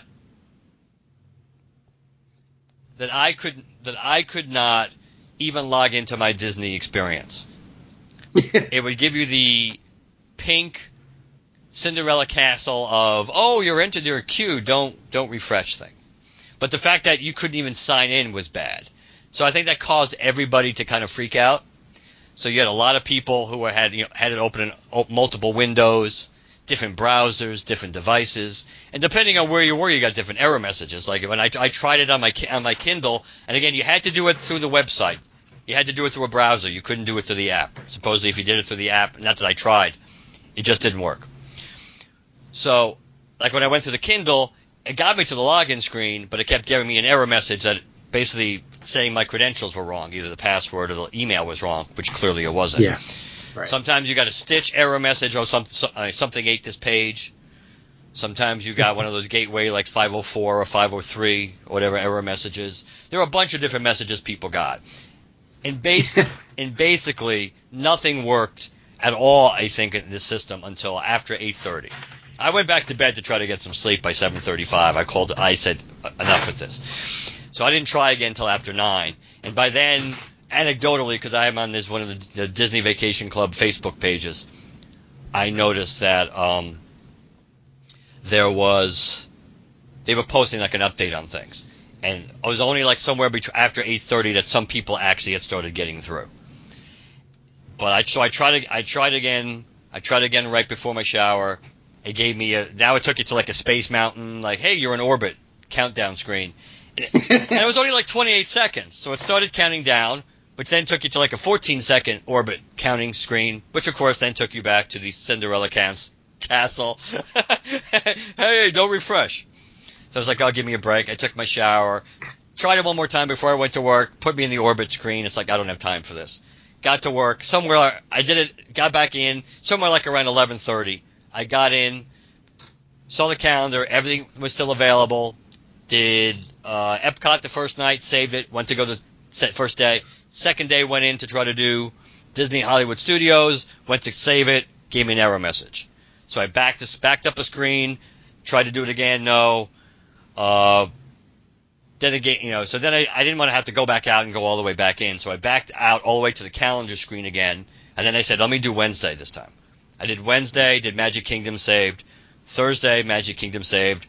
Went back to Tuesday, and it said something, oh, you can only have one park reservation at a time, or else remove this person. So it gave me the impression it had saved it, even though I got the message. I checked in my Disney Experience app under my plans. Sure enough, it listed all 4 park passes. But some people, especially if you were annual pass holders, and you had a hotel reservation, it was really a cluster. And some people today still are having problems because if you were an annual pass holder with a resort, if you had a resort reservation, you could have been involved on the 22nd. Without that, on the 26th, if you were just an annual pass holder without a hotel reservation, then you can get a park pass. And on June 28th, anybody that just has random tickets that doesn't have, you can get a park reservation. And they basically they're rationing these out. There's a certain percentage that are allowed for hotel people, for annual pass holders, and just are being left for people with just general tickets. So the odds are pretty much, other than maybe the first few days, which is the only thing that I think they were reported to begin with, that some parks were sold out, like in the first the first 5 days they're opened in July. But again, they're sold out probably for people with hotel reservations and things like that. There probably still are a certain amount allowed for people that just have park tickets for the time. Well, if you have an annual pass, you can only reserve 3 days. Right, and that was another part, because some people that was part of the problem they were having with the glitch with the system too. From what I'm seeing also, as far as the parks getting booked up, Universal Hollywood Studios was the first one to get booked up completely. Right. I think they're booked for like the first few days completely, and then Animal Kingdom was the second one to like basically sell out for the first day. True, but again, we don't know if that's a true sellout across the board, or just the first. It was sold out based on the number of reservations they have allotted for that group of people. I think, realistically speaking, that's probably what it is. I don't think they would tier it. I think they almost have to allow a certain percentage of people for annual passes, a certain amount of people who already have tickets for who they know have tickets for that, but don't have hotel reservations. I don't know that they need to, though. Well, then they should have allowed everybody. To be fair, then since they allowed way too many people into the system anyway, we know that they did not need to allow everybody in. They didn't need to allow anybody for 2021 in on June 22nd, because they did not need to know 5+ months out whether you're going to get park reservations. You don't. I didn't even need to know, and I have December reservations. I didn't need to know by June 22nd, whether I was going to get my park reservations. They should have just done it from like July 11th through maybe the end of August, and let those people not only to guinea pig the system, but you'd have a much smaller amount of people needing to get them. The traffic would have been much smaller. But if you're going to open it up to everybody, then they should have just opened it up to everybody that has tickets, that had pre-existing tickets. But that's going to shaft people again. Like that's going to shaft some people that have hotel reservations but haven't had a chance to buy their tickets yet. I mean, they technically did have a chance. They chose not to, but still. No matter what, you were going to make some people unhappy. So that's why I think, at least for now, they're going to be allotting a certain number of tickets, a certain number of passes for each day for hotel people, for annual pass holders, and just for general admission people. And maybe a very small percent for general admission people. Because let's be honest, they're getting less bang for your buck out of those people. So from a business model perspective, the hotel people should be higher, and the vacation club too. You have to tie into vacation club people too, because sometimes they don't get their tickets because they don't know how many people are going to be joining them in advance. They just know they just book the room or the suite or whatever, and they figure out who's going to go later on, and then they get their tickets once they know. So you have to factor that in. Well, I mean, I'm sure that there's going to be some kind of, overflow percentage that they didn't make available, but I don't know. I mean, these were, I don't know. It's a very iffy system. It's also interesting. Yeah. It's also interesting. Like I think on the 28th of June is when you're going to be able to make more reservations, but not for this year, like we mentioned earlier. On June 28th, you can make reservations for next year, up to I think the same September 28th, 6th, September 26th, the same date in 2021. You can do that, but including getting tickets, you can get tickets, you can get hotel reservations, but for the rest of this year, they're still not ready to sell more tickets or make any more hotel reservations. But either way, the reality is the system did not work well. Way too many people were trying to get in, but I also think the system was not up and running the way it should have, because we were getting no evidence anecdotally on that site that some people were sneaking through, like at 7:15. Everybody was stuck in a loop. Everybody was getting error messages. It just wasn't going anywhere. So why forget about tempting fate? Why you were just you knew what the result was going to be. There was no doubt that you were going to have all these people wanting to get in because you're telling them this is your first chance to get these.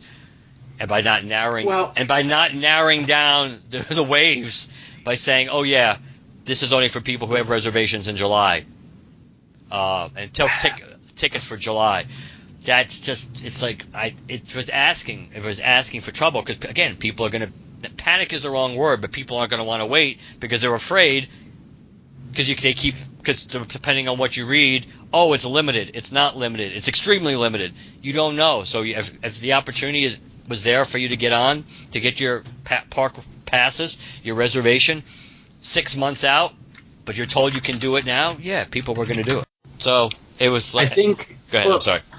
I mean, I think that they knew that it was going to be, a problem for people. There's no way that any computer system would be able to keep up with that. There's just nobody makes a computer system that could keep up with that kind of, bombardment.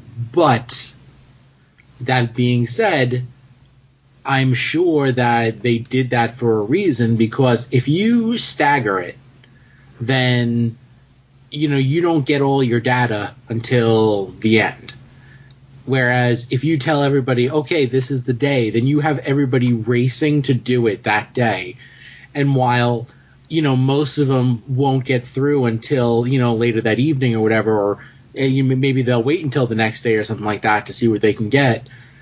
The fact of the matter is you're going to push a lot of those people that have reservations, that have tickets, that have passes, that want to go. They're going to make those decisions real quick. And, that's going to give Disney, a huge amount of data from which to start planning a whole bunch of other stuff. So, like, they're probably, like, Disney was probably on pins and needles, like, waiting. It's like, okay, where these people want to go? How are we going to, like, direct traffic? What restaurants are we going to need? Like, if all these people, are wanting to go to Epcot, if more people are wanting to go to Epcot, then that's going to give us a trend. If more people want to, keep going to Hollywood Studios, then we're going to have to, like, make adjustments and things like that. Like, they probably need as much lead time as possible to start correcting for not only like what happens in the first month of opening, but for like when you start going, it's like, okay, well, this is what we have, this is the data that we have now, and this is how we can make the experience better for those people, that kind of thing. I see that. I do see that. I think also, again, depending on what you believe, that again, a lot of people have speculated that deep down, given the choice, without annoying everybody all at one time, much like they did with all the fast passes that had existed, much like they did with all the dining reservations that had existed, that deep down there's at least a part of Disney that would just love to basically wipe the slate clean, and anybody who had hotel reservations and tickets bought for the rest of 2020 just start from scratch and wipe them all out, because they know they're way overbooked. That they know there's no way that, based on the number of reservations that the tickets they've sold already, that they're going to make all these, that they can meet this demand. Because anecdotally, again, a lot of people who got bumped out of the April and May window because of COVID, they didn't reschedule for the summer, despite they were getting that free dining plan or whatever. A lot of people reschedule for the fall, which makes sense because going to Orlando in the summer sucks. But the reality is, November and December is a really nice time to go. So they are probably really, really overbooked as is. So a lot of the conventional wisdom was, while they're not doing this 100% intentionally to completely super piss everybody off, they're not exactly going to be heartbroken if a lot of people end up canceling the reservations, because ultimately they're going to have tough choices to make, which is part of what the park reservation system will also lead them to, because the fact that they're inevitably, there will be, if they really are cutting park attendance that dramatically, that eventually you're going to have people that are not going to be able to get into the parks because there's going to be no park reservations left. So on this level, I agree with you. It makes absolutely perfect sense that you want to get as many people for 2020 to confirm their park and get their park passes now, because that also makes it crystal clear how much room, if any, they still have left for hotel people cutting down the road, because they're going to have to make their decision about, they need to know how many more rooms they can sell if they can, They need to know how much more, if we have any more capacity at any time during the fall or from September through December, we need to know this. And having these park reservations already made, that gives us an idea. Because maybe they've allotted 60% of park capacity, whatever it happens to be, 60% for hotel people. Well, if they've already sold 55% of that 60 is already locked in based on existing reservations, that lets them know that they have 5%, and then they get to figure out, where. And then you figure out where in the different hotels maybe you want to take the reservations, but at least you have a percentage that you can play with. Right, but I mean, by the same token, even if they have, they're not going to have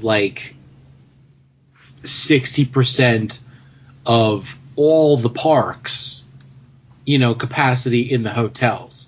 That's not what I heard, though. I heard. I mean, it wasn't a scientific number, but it was a guesstimation. But let's put it this way: the overwhelming majority of people are going to be between hotel people, vacation club people, and then annual pass holders. And annual pass holders technically don't have to stay at the hotel. So you really think they're going to have a huge allotment for DVC people and for hotel guests.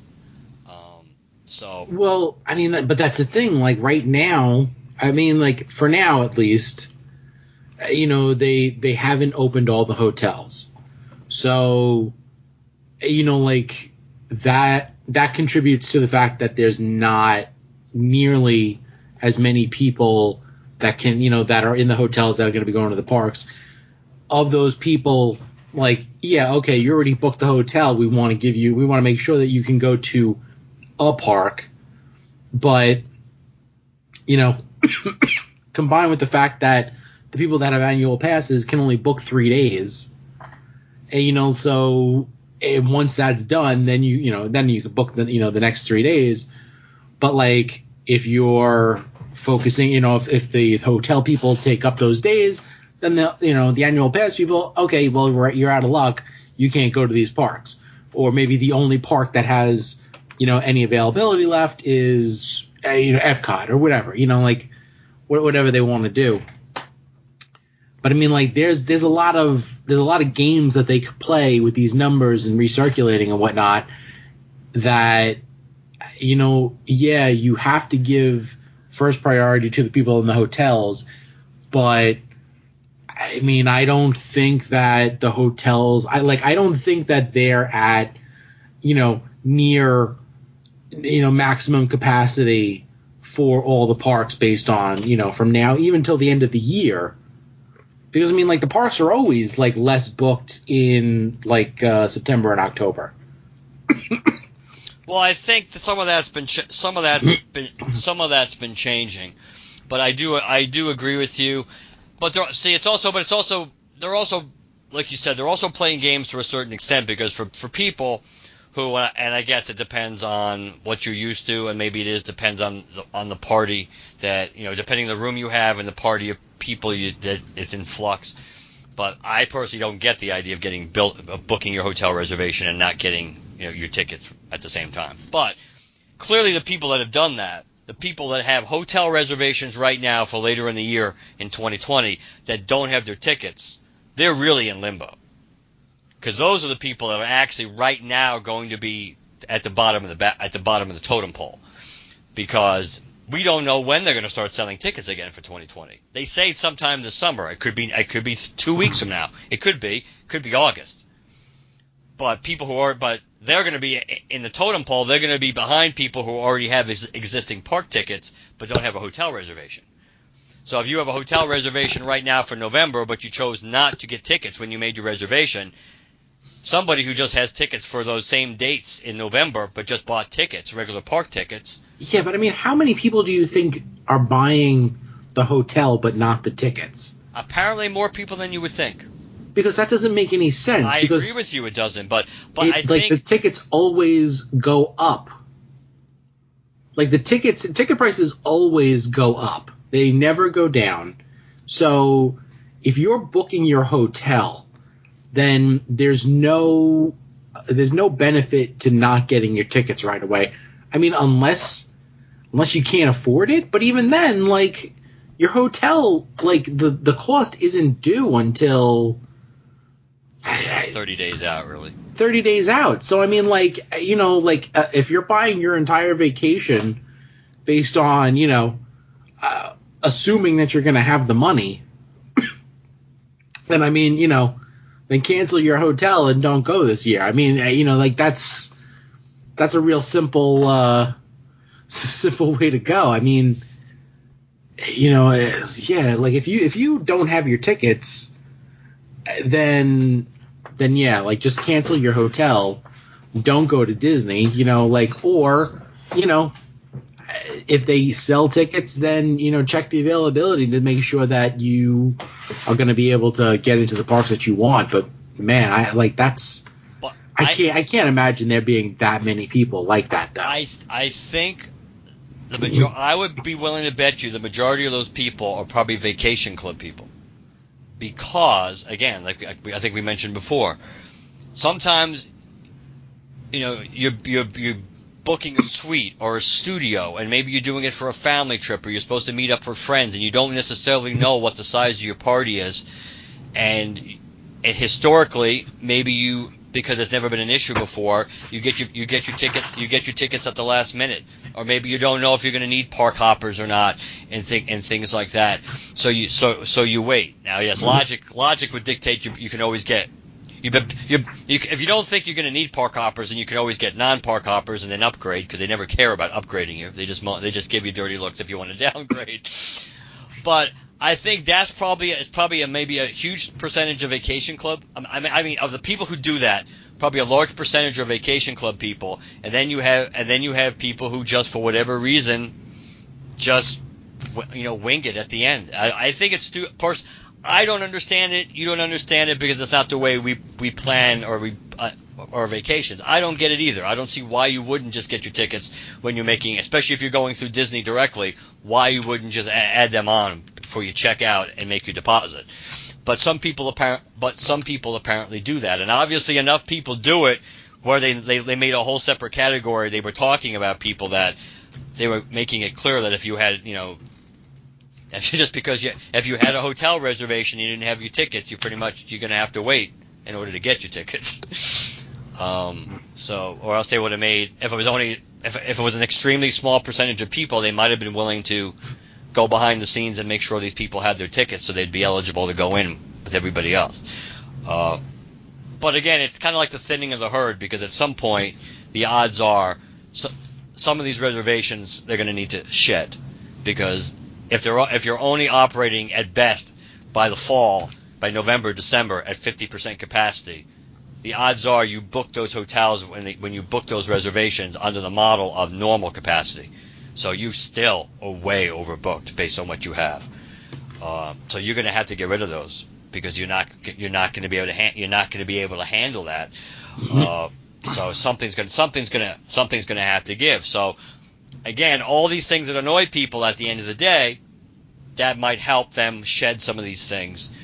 That's like the people who have let's say it's only like 2% of all the reservations. But if you have 2% of people who have hotel reservations without park tickets, and by the time the park tickets go on sale, either all the park reservations are gone for their days, or you get stuck with one park, either the same park every day, or a park you don't want to do. Those choices, then those people might just say, I'm not going to go this year. And boom, that's one less problem we have to deal with. So it's tough, but I think so. The park, that's in a nutshell kind of how the park reservation system experience went. Some people are still having problems today. Yes, a lot of it has to do with annual pass holders who had hotel reservations. A lot of it also had to do with people who had multiple reservations stayed, which I assume were DVC members that had multiple vacations saved, because the system seemed to get confused. I think that might have been the case too, where they still were only allowing you to do like the 3 days for annual pass holders, but they were limiting the number of people, the number of days, even if you had two separate vacations on separate booking periods. If you're a vacation club member, they still only let you do like 3 days, even though you may have had friggin' like 15 days booked during those your two vacations. So there were a lot of problems. Just generally speaking, obviously it calmed down at least a little bit, just because even yesterday, after I was all said and done, at any time during the day when I tried to get on my Disney experience on the website, I couldn't get in. It took me back to that Cinderella castle screen. But today, if I went just to check my plans or through the actual website and forget about the app on the phone, but going through the actual website, you could do it. So obviously the traffic is a lot less today. And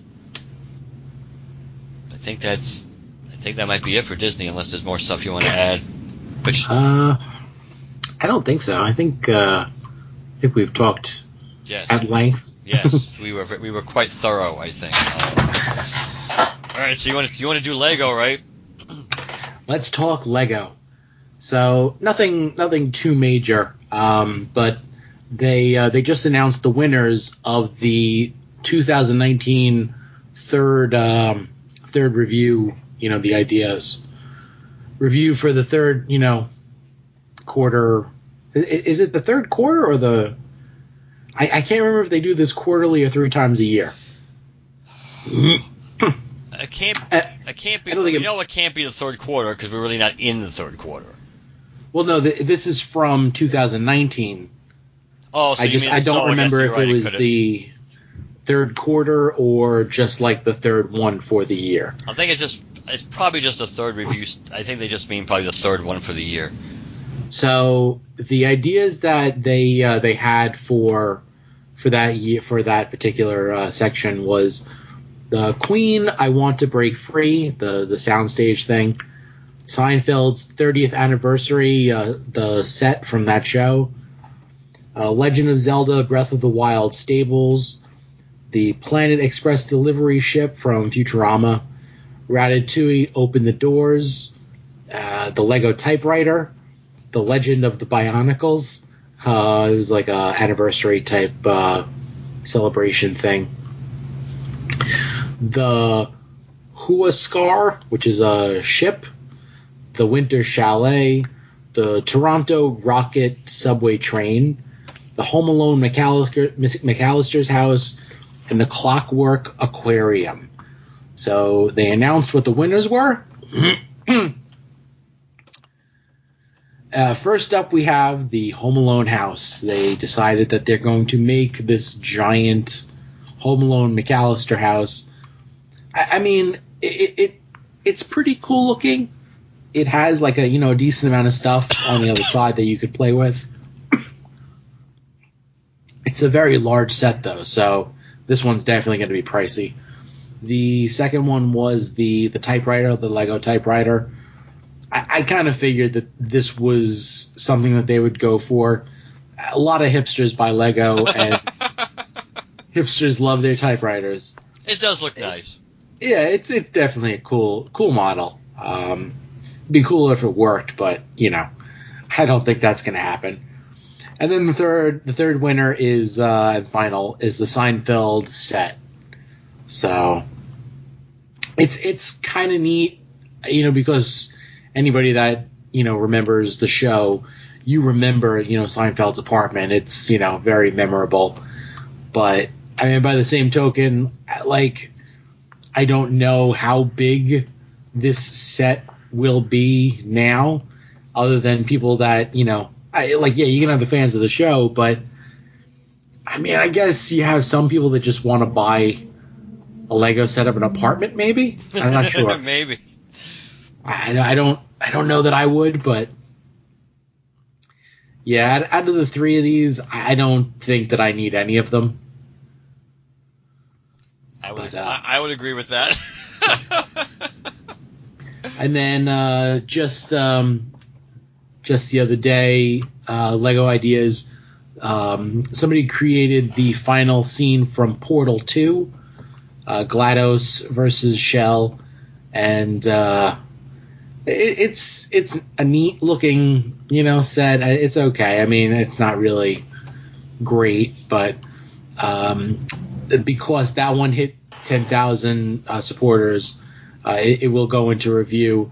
And so far, the other ones that are going to be up for review are a mountain windmill, a set based on the commuter room or whatever where they all hung out in Community, the TV show.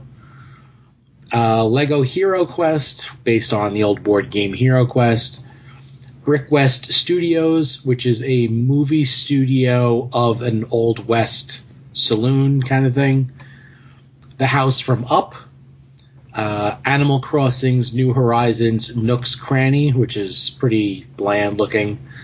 A Trabant 601, which I have never heard of until now. It's a European car. Night at the Museum, which is pretty cool. You got the globe and the dinosaur and the exterior of the Museum of Natural History. Fast Food Corner, which is like one of their modular buildings for, with a fast food place on the corner. And the last one is Avatar: The Last Airbender. It's, the main characters on, I believe the character is Appa, the big flying thing. I'm Yep. not as familiar with Airbender. Yeah, it's an APA. So the set that they built, I would not buy. I didn't really watch the show, but just looking at it, it doesn't really look that great. I'm sure Lego could spruce it up, but I wouldn't buy that. So, yeah, Night at the Museum sounds pretty interesting. They've done pretty well every time they make, dinosaur bones and scientific type stuff. So I think that would be a pretty cool one. And the house from Up is just, it's iconic. It's all those rainbow, segments and then the balloons coming out of the chimney. Be pretty cool. Yeah, they sound like winners. That certainly makes a lot of sense. And you're right. The Night at the Museum could definitely have a lot of play value. Yeah. I mean, I haven't bought a lot of Legos recently, but I don't know. I feel like I might get the Night at the Museum set just because it's. I mean, I really like that museum, but it also has a decent amount of play value. Get a little Lego Teddy Roosevelt. I don't know. He might not be PC these days. You got to be careful. But nobody will be PC these days. God, yeah, I'm not acknowledging that at all. Yes, neither am I. Teddy Roosevelt was a very, very interesting, and I mean in a positive way. He's a human being, so everybody's going to have their flaws. But Teddy Roosevelt was quite an interesting and American. So, thumbs up to Teddy Roosevelt overall. So yeah, you're right. There could definitely be a lot.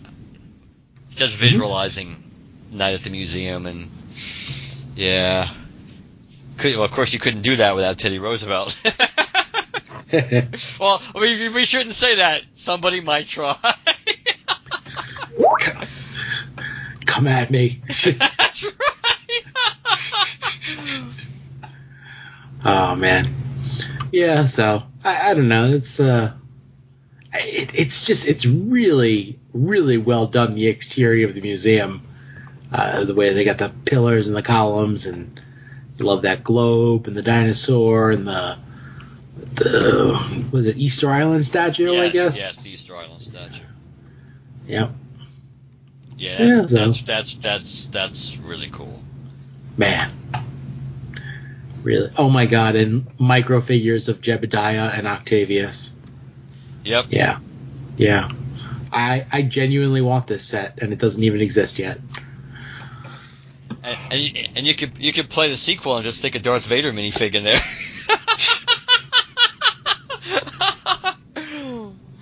God. Yeah, that's neat. Even looking at the front of it, yeah, I definitely hope this one wins. Yeah, that's a cool one. And then they could also do a tie-in and actually sell it at the museum. Yes, until they close the museum for being offensive. And on that note, you wanna take us out?